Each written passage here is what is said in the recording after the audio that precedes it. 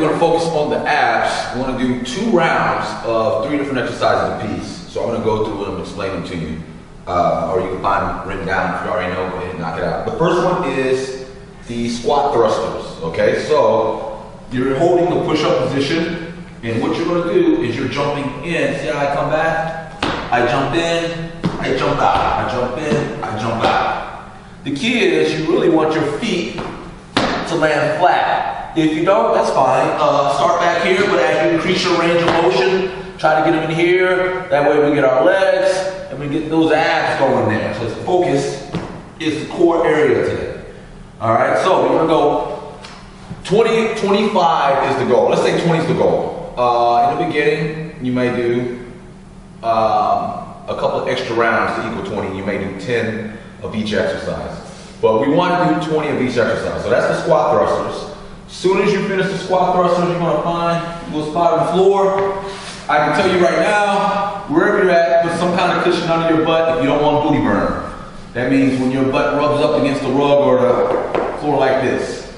All right, so we're going to do knee tucks and knee raises. So the way that goes is you come up, bringing the knee into the chest, up and up, just like that. Now the key to this is actually feeling what you're doing.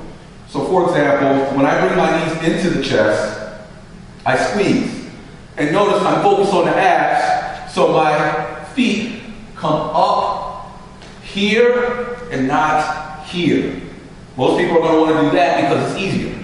You want to work those abs. The hip flexors work too, so you're still getting all of the core, but you're here, knee in the chest, leg raises. Now, if you got it down like this and you feel the squeeze each way, then don't let your feet touch. So here, squeeze, up, squeeze, up. But the most important part is feeling the abs work. If your back gets a little tight, let your feet touch the floor for a second. Let your back rest. As you get better, take it up a notch more and more. But the most important part is feel the squeeze. All right. So after you do that, you're going to sit here. Oh, you know what? I'll let you lay down here. And you're going to come across just like that. Flutter, kind of like a side flutter kick. Now I'm looking up, but keep your neck laying down. Keep your neck in line with your spine. So we're doing that there. So we're doing 20. But the 20 is counted different. It's 1 and 1, 2 and 2. So you're actually doing 40 together. So what you're going to do is you're going to give me 3 rounds of those things there. All right, 3 rounds of those things. All right, so the squat thrusters, 20. The knee tucks into the leg raises for 20.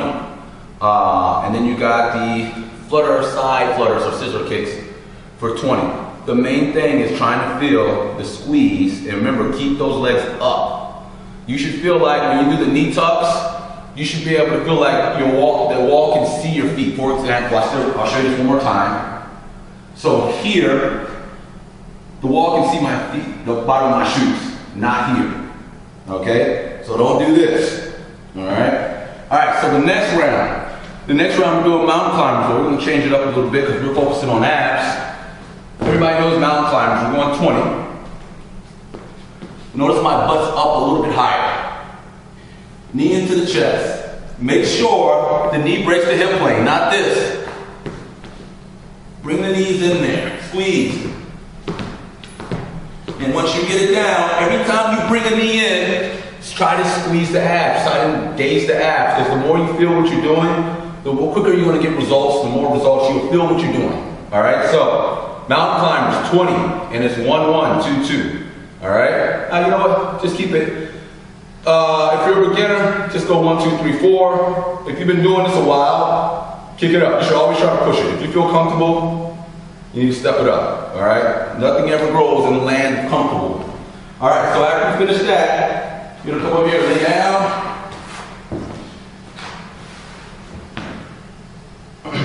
Bring one leg straight up. Notice I'm laying straight down. Bring the leg up first and reach. Bring the leg up first and reach. Just like that. 20.